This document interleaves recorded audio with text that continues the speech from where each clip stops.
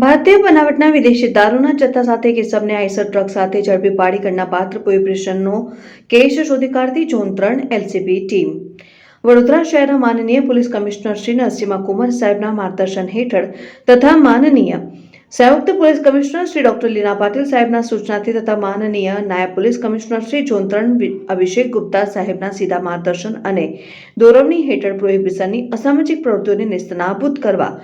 જરૂરી સૂચનાઓ આપવામાં આવેલ હતી। આ સૂચનાઓના આધારે ઝોન 3 એલસીબી ટીમના police sub inspector Shri S A Kuldhara સાહેબને બાતમી હકીકત મળેલ હતી કે એક આઈસર ટ્રકમાં બટેટાની હાડમાં ભારતીય બનાવટનો વિદેશી દારૂનો જથ્થો ભરી કપુરાઈ ચોકડીથી તરસાલી બ્રિજ થઈ પસાર થનાર છે।